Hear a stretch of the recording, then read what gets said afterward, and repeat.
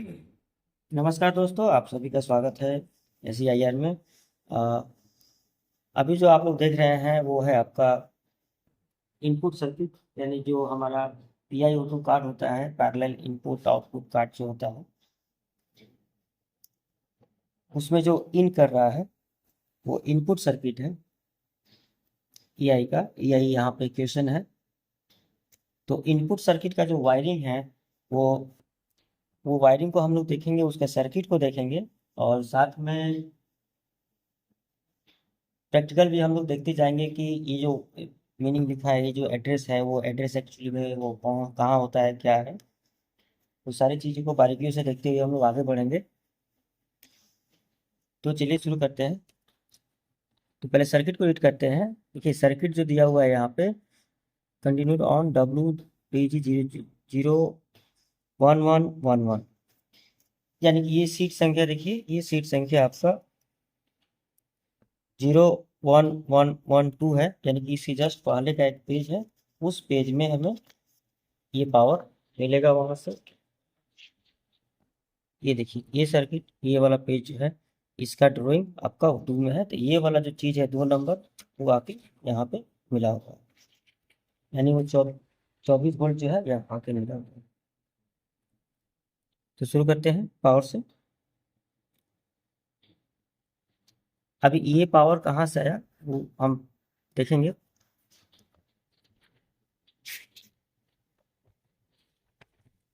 इस पावर को देखने के लिए हमें पीछे जाना पड़ेगा, 2 जहाँ लिखा हुआ है वहां पे हमको देखना पड़ेगा।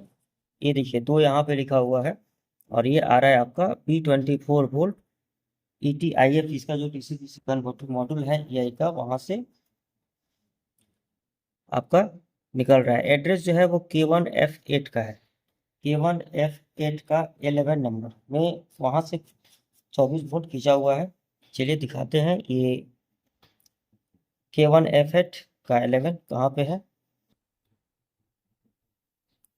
देखिए ये है आपका K1 K5 BMC रैक 1, यानी K1 आपका है ये, और की डैटमिन क्वेश्चन K5 BMC इसका मॉडल नंबर है, मॉडल है।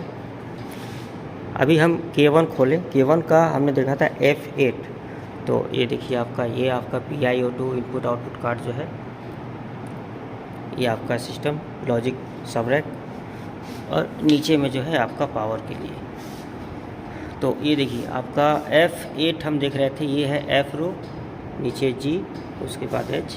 तो F रो का 8 नंबर, तो 8 नंबर हम देखेंगे, भागो काउंट करेंगे यहाँ से। तो ये देखिए F1 2 3 4 5 6 7 8, यानी ये वाला सीरीज में हमें F8 हमारा ये है। इसमें हमारा जो नंबर था वो था 11, F8 का 11। तो F हो गया, ये F8 हो गया। अभी देखिए 11 हमें देखने के लिए ये यहाँ पे फ्यूज संख्या देखना पड़ेगा, फ्यूज होकर ये 11 नंबर। ये जो 11 नंबर है इसका जो पावर है वो यूज किया हुआ है, जो हम सर्किट में देख रहे हैं। देखिए ये आपका P24 वोल्ट 24 वोल्ट जो है K1F8 11 जो हमने दिखाया अभी, वही 2 एम्स का फ्यूज से यहाँ पावर आपका हम लिख रहे हैं। सर्किट सेम है, इनपुट सर्किट ये भी है, चूंकि इसमें ज़्यादा स्पेयर है इसीलिए मैं इस सीट को नहीं दिखा रहा हूँ, इस सीट का दिखा रहा हूँ। तो ये जो पावर है आपका, ये पावर कहाँ से आ रहा है हमने देखा, ये पावर आ रहा था F8 का 8वां नंबर का 11 नंबर फ्यूज से, जो कि आपका देखिए फ्यूज आपका रेटिंग आपका 2 एम्स हमने वहाँ भी देखा था। तो ये जो पावर है, ये पावर इस वायर के माध्यम से होते हुए उस सर्किट तक पहुँच रहा है। उसके बाद है ये जो वायर निकला यहाँ से, ये आपका K1 रैक A3 का 36। अब हमें इसमें देखना पड़ेगा ये कहाँ पे है, A3 का 36। तो देखिए ये रो आपका ये है, फ्रंट में कुछ नहीं है, इसके पीछे में हमें देखना पड़ेगा। इसी रो में यहाँ केवल बीट चार्ट लगाया हुआ है। तो चलिए पीछे चलते हैं।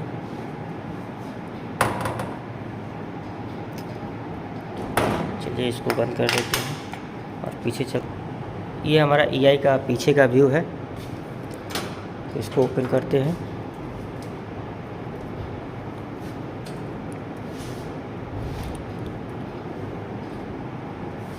तो यहाँ देखते हैं तो ये हो गया आपका K1 रैक। इसका हम लोग बैक व्यू देख रहे हैं क्वेश्चन का, यही का जो K1 रैक है उसका हम लोग बैक व्यू देख रहे हैं। तो ऊपर में जैसे ए था, हमने फ्रंट में भी देखा था, तो ए रो है ये। अभी इसमें आपका A3 दिया हुआ है, तो देखिए A1 है, 2 है, 3 है, तो इसको A1 बोलेंगे, इसको A2 बोलेंगे, इसको A3 बोलेंगे। तो A3 में देखिए टोटल एक जो स्लॉट है आपका 20-20 का है, 20 ऊपर है, 20 नीचे है। सेम 1 2 3 ऊपर से काउंट करेंगे, 1 से लेकर नीचे 40 तक रहता है। ऊपर फर्स्ट में 20 और सेकंड में 20। तो 36 नंबर जैसे दिया है A3 का 36, तो ये देखिए A1 A2 A3 इसका 36, यानी कि पहले जो ऊपर वाला जो ब्लॉक है इसका जो 3 नंबर का जो ऊपर वाला ब्लॉक है उसमें आपका 20 है, और यहाँ आपका 21 के बाद से फिर काउंट करेंगे, लास्ट में 40 तक है। तो 36 देखना है तो 4 माइनस कर लेते हैं, तो 36 लास्ट में तार लगा हुआ है। तो ये वो वायर है जो हम लोग अभी सर्किट में देख रहे थे। अभी इसके बाद ये जो वायर है हम लोग अभी देखें, ये निकल के ये कौन सा वायर रहता है, ये आपका अभी इंडोर केबल है, पार्ट ऑफ इंडोर केबल। ये आपका क्वाड की तरह रहता है। हैशटैग 26 दिया हुआ है। 26 का मतलब इसका ये जो स्पेसिफिकेशन है वायर का उसके बारे में बताएगा। तो देखिए यहाँ पे देख सकते हैं हम लोग जो 26 दिया हुआ है, यहाँ पे 26 मतलब ये 40 कोर का केबल है। 0.6 square mm signalling cable 40 core का केबल है। तो ये वाला जो पार्ट है मेरा, ये 40 कोर का केबल का पार्ट होगा। तो चलिए इस पार्ट को भी देख लेते हैं कि यहाँ से जो non viral input output terminal जो है K1 रैक में, वहाँ से निकलने के बाद ये जो वायर है जो इंडोर केबल का, उसको देख लेते हैं एक बार। तो देखिए ये जैसे हमने बताया, ये जैक लगा हुआ है, बाकी की तंबाकू है ये। और भीतर में आप देख पा रहे होंगे कि ये जो वायर है, यही वायर आपका 40 कोर केबल का है, जो भीतर में आपको दिख रहा है। ये इंडोर केबल का पार्ट है, ये भीतर में है, इंडोर में है, इसीलिए इसको इंडोर केबल पार्ट नाम दिया गया है, 40 कोर का केबल। तो ये देखिए जैसे हमने बताया, ऊपर 20 नीचे 20। तो ये वाला आपका 3 नंबर A3 था हमारा, तो A1 A2 A3 का ऊपर में 20, और फिर उसके बाद A21 से चालू करते हुए 40 तक। तो 36 नंबर हमको यहाँ मिल जाएगा। तो ये वाला 36 हो गया हमारा A1 A3 का 36, हमने देख लिया कहाँ है। और पार्ट ऑफ इंडोर केबल, ये जो इंडोर केबल जो लगा हुआ है इसके पीछे में, ये निकल के अब कहाँ जा रहा है, चलिए वो देखते हैं हम लोग। तो देखिए ये निकलने के बाद आपका जा रहा है R1 B2, यानी अब जो रिले रैक है जो आपका इसका, उसमें चला जा रहा है। यानी कि अब EI से यहाँ EI इसको EI जो सिस्टम है वहाँ से निकल के K1 रैक से निकल के अब हमारा आ रहा है रिले रैक में। तो रिले रैक में हम देख रहे हैं कितना नंबर पे है, 136 में हमारा इन किया है R1 का B2। अभी इसको हम लोग देखते हैं R1 का B2 का 136। ये हमारा K1 रैक, और अब हम आ रहे हैं रिले रैक में। जैसा कि हमने सर्किट देखा कि जो R1 जो लिखा हुआ है, R1 डैट मीन आपका रिले रैक, ये है आपका R1 B2। अब हम लोग देखते हैं R1 का B2 कहाँ पे है, 136 और 236, यानी कि 136 में इन हुआ और 236 से वो फिर आउट हो रहा है। तो पहले देखते हैं R1 B2 का 136 कहाँ इन कर रहा है। तो चलिए देखते हैं। ये देखिए ये हमारा है रिले रैक 1, जो हम R1 की बात कर रहे थे, R1 का B2 का 36। तो ये हो गया आपका R1। अब हम मिलाएंगे B2 कहाँ है, तो ये देखिए पहले में A लिखा है, तो ये आपका A हो गया, ये पहला हो गया A1 A2, उसके बाद A3। ठीक उसी तरह B रो में ये आपका B1 और ये आपका B2। तो जैसे हमने देखा कि B2 में हम बात कर रहे थे, B2 का 136 देख रहे थे हम। तो ये देखिए B2 ये है हमारा R1 B2, आप एड्रेस देख पा रहे होंगे, R1 B2 इनपुट सर्किट का। ये देखिए ये जो क्वाड है आपका, ये क्वाड जो हम पीछे दिखा रहे थे EI के पीछे जंपिंग से जो निकल के आ रहा है, वो है आपका ये वाला 40 कोर केबल। और नीचे में जो है ये आपका रिले वायरिंग है। तो वो उस जो हम दिखा रहे थे आपका नॉन वायरल इनपुट आउटपुट वाला भागों में, वहाँ से निकल के आया यहाँ पे। तो ये देखिए 135 ये है, ये आपका 136 हो जाएगा, ये 136। और नीचे में देखिए ये वायर लगा हुआ है रिले का। अब हम देखते हैं कि यहाँ से इन किया, अब यहाँ से आउट होके ये कहाँ जा रहा है। तो यहाँ हम लोगों ने देखा ये आपका R1 का B2 136 देख लिया, अब 236 से आउट हो गया। उसके बाद ये इस एक वायर में आपका जो है 8 को बीट चलता है। देखिए ये हमारा 1 2 3 4 5 6 7 8 तो ये वाला जो है ये 8 के लिए पावर कॉमन हो जाता है यहाँ पे। अभी देखा जाए तो ये 8 के लिए अब कॉमन नहीं रहेगा। जब ये वाला पाथ रहता है तो कॉमन नहीं रह जाता है, आता तो है कॉमन लेकिन कॉमन रह नहीं जाता है, क्योंकि ये देखिए यहाँ से एक पावर डायरेक्ट लूपिंग आपका जो लास्ट 8वां बीट है इसका जहाँ भी है इसमें एक स्फेयर है, तो यहाँ पे ही इसको लास्ट में दिया हुआ है। तो इन केस ऑफ कोई भी हमें अगर ये लूपिंग पाथ कट जाता है ये, तो आपका जो पॉजिटिव पावर लूपिंग है हर एक रिले के लिए पावर लूपिंग है, इसकी फिर पिकअप होने से इसके पिकअप कॉन्टैक्ट से फिर आगे जाता है, इन करता है। तो जो भी ये इतना पावर लाके यहाँ तक रखा हुआ है वो हमेशा इतना रहता है पावर यहाँ से। और यहाँ का आपका ये जो कॉन्टैक्ट है रिले का जो है आर्मेचर में आके बैठा रहता है। जब जैसा ऑपरेशन होता है, जब कोई रिले पिकअप होता है तो उस कंडीशन में इसके पिकअप होने से इसको इन्फॉर्मेशन जाता है, पिकअप होने से इसको इन्फॉर्मेशन जाता है। जब तक ये पिकअप नहीं है तब तक कोई इन्फॉर्मेशन आगे नहीं जाएगा, पिकअप का इन्फॉर्मेशन आगे नहीं जाएगा। तो ये देखिए ये कोई भी मान लीजिए कि अगर ये पाथ मेरा कट जाता है तो उस केस में ऐसा नहीं कि इसके बाद वाले जितने भी लूपिंग हैं सब कोई काम के नहीं रहेंगे। अगर ये पावर कट जाने से ये पावर आएगा यहाँ से यहाँ आएगा, फिर यहाँ से इस रिले को तो मिलेगा, लेकिन इस रिले के लिए अभी पावर ये पाथ न रह के पावर आपका ये पाथ हो जाएगा। ये देखिए ये जो पाथ आया ये पाथ तो मेक रहता है, तो ये सब पाथ होते हुए वापस से इस रिले को मिल जाएगा। ये इधर का ये पाथ कटा हुआ है लेकिन इधर का इस पाथ से इसको मिल जाएगा। तो ये करने का मतलब यही है, सेंस यही है। और ये भी कोर का आप देख लीजिए 24 #24 जो दिया है, #24 में देखते हैं क्या है। #24 में आपका ये 0.5 स्क्वायर mm का वायर है ब्लू कलर का। आप कलर देख के पहचान सकते हैं ये कहाँ कौन सा वायरिंग है। ब्लू कलर का वायर है, 0.5 स्क्वायर mm का वायर होगा ये, जितना भी लूपिंग वायर दिया हुआ है। उसके बाद अब चलिए कोई एक ठो रिले हम पकड़ते हैं, क्योंकि कोई एक चीज़ पकड़ के हम समझेंगे तो बाकी सारी चीज़ें वैसे ही हैं, कुछ इसमें चेंजिंग नहीं है कि कौन कैसे आया कहाँ गया। ये इतने के लिए कॉमन था। यहाँ हम लोगों ने देख लिया, यहाँ जो आपका इनपुट आउटपुट टर्मिनल था वहाँ देख लिया हम लोग, वागो टाइप टर्मिनल नॉन डिसकनेक्टेड। और उसके बाद अब आते हैं हम लोग, जैसे पहला कोई एक रिले लेते हैं, जैसे पहला कोई बीट लेते हैं।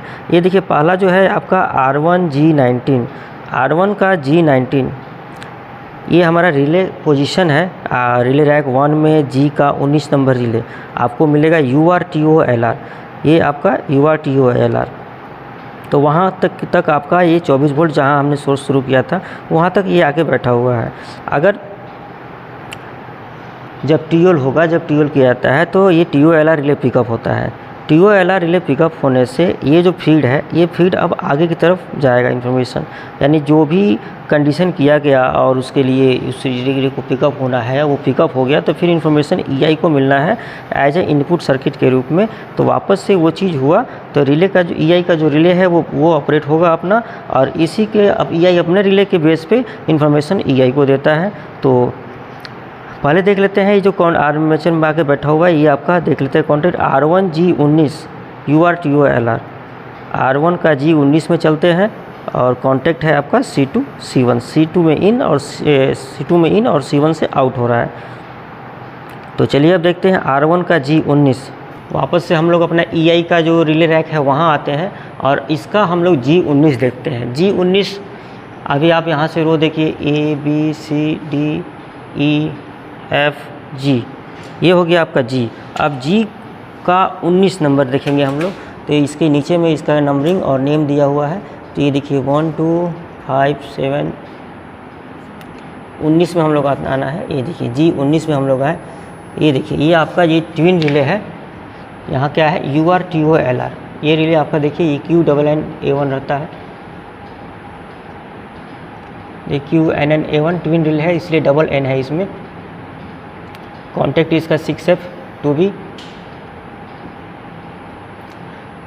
तो ये इसमें जो 4 होते हैं R1 R2 R3 R4। R1 R3 एक कोयल के लिए और R2 R4 एक कोयल के लिए। तो एक कोयल में आपका URTOLR है, एक में आपका 36 LCI है। 2 रिले का काम कर रहा है, ये ट्विन रिले बोलते हैं इसको, एक लेफ्ट हैंड साइड अलग राइट हैंड साइड अलग। तो एक ये हमारा रिले हो गया URTOLR रहते हैं। ये देखिए C2 में इन हो रहा है, C1 से आउट हो रहा है। तो चलते हैं कॉन्टैक्ट में इसके।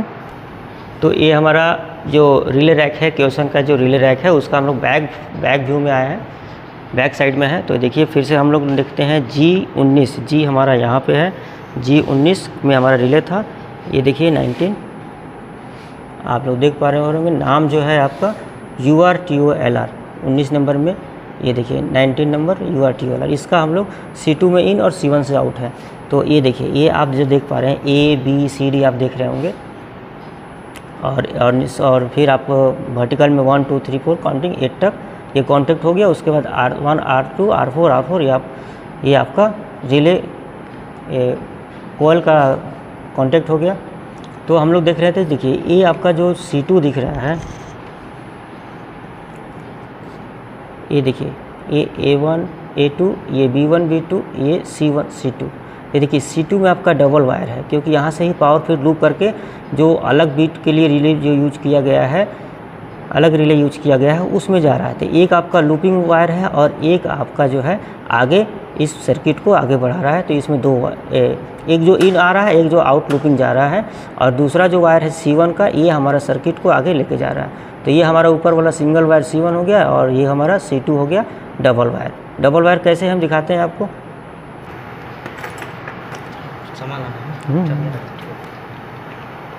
तो ये आपका देख रहे हैं C2 में डबल वायर है, इसीलिए क्योंकि एक वायर आपका जो पावर जो आ रहा है और दूसरा जो लूपिंग पाथ है उसके लिए, और सिंगल वायर जो C1 में था वो निकल के आगे जा रहा है। अब फिर वापस वो कहाँ आ रहा है, तो R1 रैक का R1 B2, यानी कि यहाँ से प्रोसेस फिर यहाँ देखिए इसके यहाँ से इस तरफ फिर घुसने के लिए सेम है, क्योंकि ये आपका जो नॉन वाइटल इनपुट आउटपुट वागो है टर्मिनल, ये K1 रैक का जो बैक साइड में उसमें जा रहा है। तो फिर से ये वायर इस रिले को प्रूव करते हुए कि हाँ TOLR हो गया है, उस कंडीशन को फिजिकली प्रूव करके इसको आगे फिर पावर लेके कहाँ लेके आया गया, 225 और 125। तो इसमें भी एक है आपका जो 100 के फॉर्मेट में रहता है, एक 200 के फॉर्मेट में रहता है। तो जो आप कॉमन देख रहे होंगे जो 100 का फॉर्मेट है वो आपका K1 रैक की तरफ जाता है। ये देखिए जैसे यहाँ आपका 136 था वो आपका K1 रैक से आ रहा था, और ये जो आपका 125 है ये भी आपका K1 रैक की तरफ ही जा रहा है। और जो 200 के फॉर्मेट में है वो आपका आउटसाइड के हैं, और ये आपका इंडोर के लिए जाने के लिए, और ये आपका बीच का पाथ। तो 100 वाला फॉर्मेट आपको K1 रैक से कनेक्ट रहता है, और जो 200 का फॉर्मेट रहता है वो आपका रिले से कनेक्ट रहता है। तो उसके बाद ये देखिए यहाँ तक हम लोग देख लिए जो रिले से आउट हो रहा है। अब ये 24 जैसा कि मैंने बताया 0.5 square mm wire, blue wire रहता है, ब्लू कलर का वायर रहता है, उसमें पहचान सकते हैं आसानी से इस सर्किट को देखते हुए। तो उसके बाद ये वायर आपका जो है R1 रैक, यानी कि जो इसका जो रिले रैक है 1 है, उसका B2 R1 का B2 का 225। तो देखते हैं R1 का B2 का 225 कहाँ है। तो वापस से हमारा ये रिले रैक जो क्वेश्चन का जो रिले रैक है उसका R1 ये है, रिले रैक 1 का B2 का 125 और 225 यानी रिले से जो आ रहा है, और 125 आपका जो EI को जा रहा है। तो जो ये आपका जो टर्मिनल है वहाँ जा रहा है EI के बैक व्यू में K1 रैक में। तो वो तो आपका 40 कोर केबल है, हम लोग ने जैसा देखा था 40 कोर का मल्टी कोर केबल है, तो वो वहाँ से भी पहचान में आ जाएगा। तो देखिए ये वाला जो चीज़ है ये आपका हो गया A1, ये हो गया A1, और B वाला रो में पहला B1 और दूसरा B2। तो B2 में हम लोग देखते हैं कि 125 और 225, तो रिले से जो आ रहा है वो 225, जो सर्किट जो C1 कॉन्टेक्ट हम दिखा रहे थे C1 से आउट हो रहा है वो हमारा आ रहा है 225, ऊपर में 125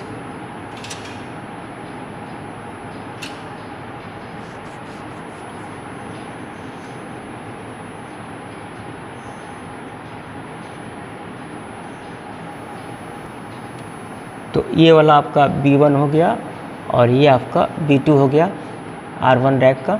इसमें देखिए ये आपका 225 आपका जो दिख रहा होगा वो 25 से यहाँ से रिले वाला वायरिंग इन करेगा, और वापस से 125 होते हुए ये देखिए 120, 24 और 26 के बीच में जो ये स्फेयर है ये वाला वायर, ये आपका ये वाला 24 के बाद 25, ये आपका 25 मल्टी कोर आपका 40 कोर केबल है। इससे होते हुए फिर हमारा जो K1 रैक है उसके बैक व्यू में जाएगा। यहाँ से निकल के, यानी कि हमारा इस आया था आपका,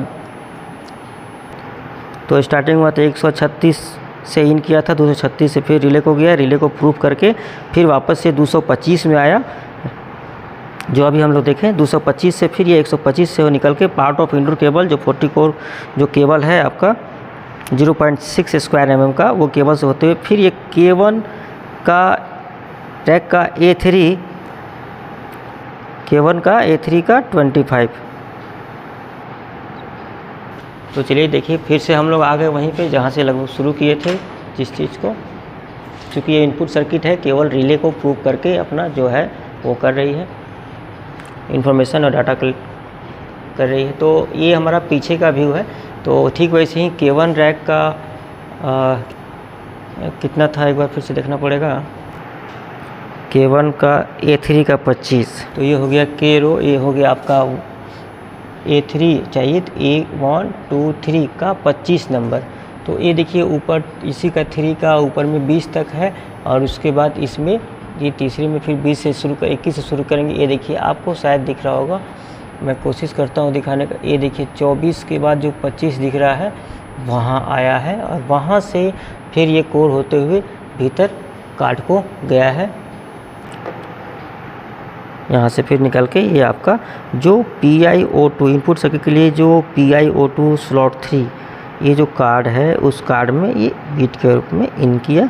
तो इस सर्किट में ये शुरू होता है, ये इनपुट सर्किट है, ये पावर खुद अपना यहाँ से लाके देता है, और अपने ही जो रिले को ये पिकअप आउटडोर इन्फॉर्मेशन से जो पिकअप कराया है उस अपने रिले के पिकअप कॉन्टैक्ट से होते हुए इन्फॉर्मेशन को प्रूफ करता है, डाटा को प्रूफ करता है फिजिकल टू इलेक्ट्रिकल। तो अब यहाँ से ये बीट के रूप में हो गया, इसका जितना भी फिजिकल कंडीशन था वो ख़त्म हो जाता है यहाँ तक, यहाँ से बीट का रूप ले लेता है। तो अभी देखते हैं आपका जो ये एड्रेस है PiO2 स्लॉट 3 K1 का B3, K1 का B3 लिखा हुआ आई थिंक, हाँ K1 का B3 ही है। तो चलिए K1 का B3 देख लेते हैं। तो फ्रंट व्यू देखते हैं, ये हो गया आपका K1 रैक, देखिए ये आपका K और ये है आपका 1, K1 रैक हो गया। तो K1 रैक का A ऊपर है, B नीचे है, B3 में आपका देखिए पहला 2 में आपका लाइन 2B कार्ड है, पावर कम्युनिकेशन जो कार्ड है, और दूसरा जो है PiO2, P मतलब पैरेलल, I मतलब इनपुट, O मतलब आउटपुट, यानी पैरेलल इनपुट आउटपुट। तो ये वाला कार्ड है आपका B3, ये आपका B3 एड्रेस जो दिया हुआ है ये B3, K1 का B3 ये हो गया। यानी इस कार्ड में जो हमारा जो UR/TOLR का सर्किट है वो इस कार्ड में है, PiO2 कार्ड के जो इनपुट आउटपुट कार्ड है उस पर इसमें है। इसका पीछे का भी व्यू हम लोग देखते हैं B3 का।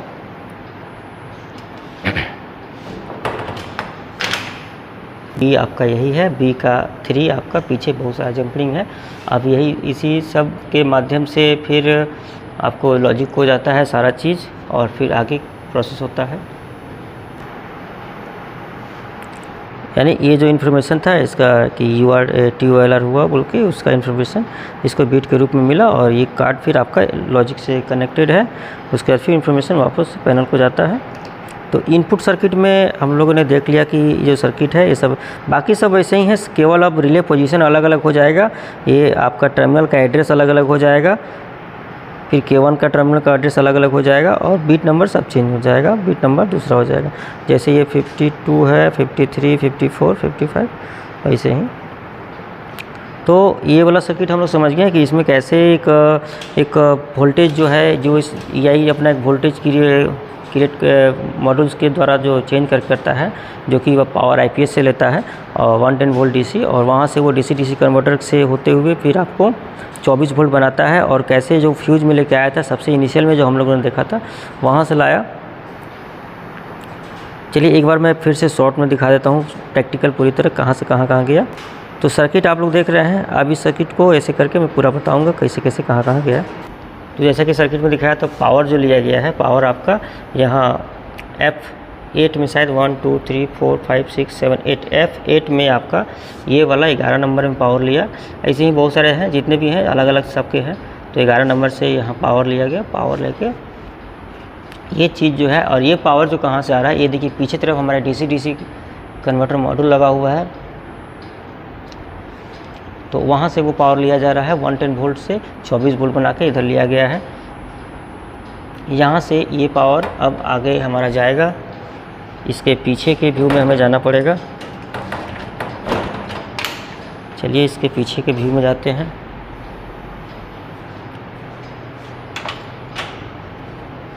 वहाँ से फिर हमारा A3 का 36 नंबर कॉन्टैक्ट में आया था यहाँ पे, और यहाँ से फिर ये जो इंडोर केबल है, इंडोर केबल पकड़ के हमारा सामने की तरफ गया था।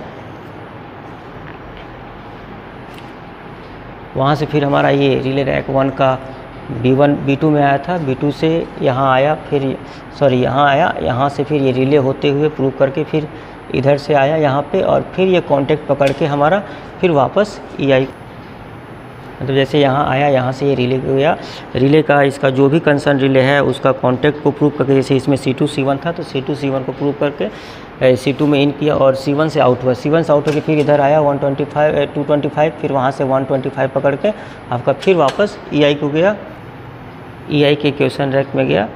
जो बैक व्यू है उसका जो A3 था, A3 का 25 में साथ गया था, जो हमने दिखाया था आपको, वो 25। वहाँ से फिर एक अलग जंप केबल होते हुए फिर जो हमारा PIO2 कार्ड से कनेक्ट हुआ, PIO2 कार्ड फिर उसके बाद EI6 लॉजिक रैक से कनेक्ट होके फिर इन्फॉर्मेशन जो आगे देना है वो आगे तरफ गया।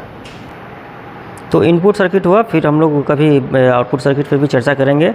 तो ये वीडियो आप लोग को कैसा लगा, अच्छा लगा हो तो लाइक शेयर कमेंट जरूर कीजिएगा। चैनल पर नए हैं तो चैनल को सब्सक्राइब जरूर कीजिए, और अपने दोस्तों में भी इसे शेयर कीजिए।